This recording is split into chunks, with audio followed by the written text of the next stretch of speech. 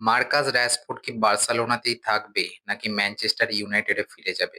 যেখানে তাকে বলা হয়েছিল তার আর এই ক্লাবে দরকার নেই। জিনিসটা কিন্তু খুব simple. As a Barca fan Marcus Rashford কিন্তু ভালো প্লেয়ার, কিন্তু শুধুমাত্র ব্যাকআপের জন্য। বার্সেলোনার মতো ক্লাবে স্টার্টিং 11 এ কিন্তু মার্কাস রাশফোর্ডের মতো প্লেয়ারকে আমি অন্তত চাই না। তার কারণ হলো মার্কাস রাশফোর্ডের কাছে স্পিড আছে, কিন্তু ball control, passing ability, individual brilliance এইগুলো কিন্তু অনেক অভাব আছে। কিন্তু এই সিজনে মার্কাস রাশফোর্ড কিন্তু অনেক ভালো পারফরম্যান্স করেছে। 14টা গোল, 14টা অ্যাসিস্ট। বার্সেলোনাতে আসার পর মার্কাস রাশফোর্ড 6 মাসে যেটা করেছে সেটা ম্যানচেস্টার ইউনাইটেড থেকে 2 বছরেও করতে পারে। বার্সেলোনা এখন সিদ্ধান্ত নেবে মার্কাস রাশফোর্ডের লোন শেষ হয়ে গেছে। চাইলে তাকে পার্মানেন্ট করা যায়। ম্যানচেস্টার ইউনাইটেড চাইছে 40 মিলিয়ন। মার্কাস রাশফোর্ডের মতো প্লেয়ারের জন্য 40 মিলিয়নটা কিন্তু বার্সেলোনার এই টাইট ফাইন্যান্সিয়াল কন্ডিশনে 40 মিলিয়নটা কিন্তু অনেক বেশি।